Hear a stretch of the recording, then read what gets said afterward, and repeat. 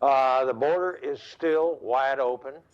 There have been dropping numbers, but it's been kind of a sleight of hand. We've got this app that's been used by illegal aliens in other countries to make it look like the numbers have been dropping, but it's still wide open. It's actually, I think the last word I heard was 204,000 plus illegals in May, which brings the total, I think, so far this fiscal year of 1.641 million people.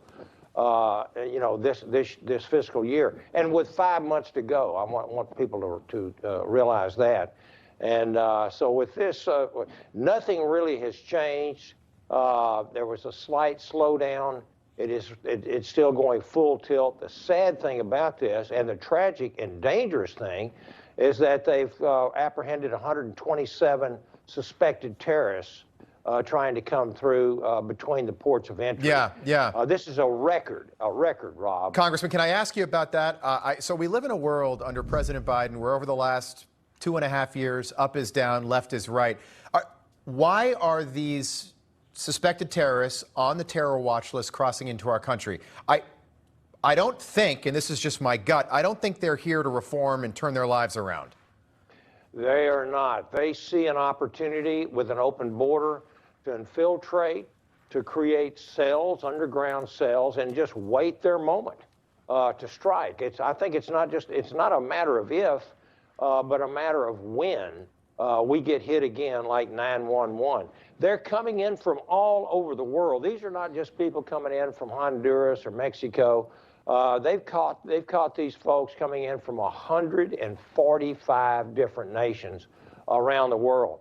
And I'll tell you something, the uptick in the number of Chinese nationals coming in illegally over both borders, but especially our northern border, is very alarming. It's up 900%.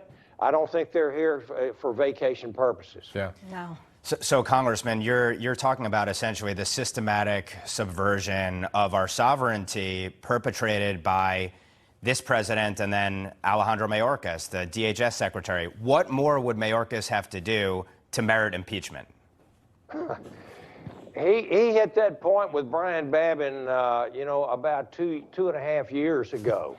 I'm all for getting rid of this man. He's lied to my face. He has lied to under oath. He has told us that the border is secure, that he has operational control. We know absolutely that is malarkey. He works for the big guy, Joe Biden, but I'll tell you, he's the one that's implementing all these policies that have opened our border up and put us in a real position of national security risk. And I'll tell you this as well. They've also facilitated, aided, and abetted the largest child sex trade ring in the history of this country.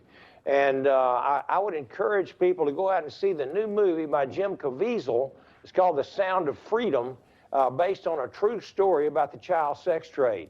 And really incredibly and shamefully, the United States of America is the biggest consumer of pornography and child sex in the world today, and all enabled by the Biden administration, Alejandro Mayorkas. Yeah, these babies coming over the border too. They are not talking about it enough.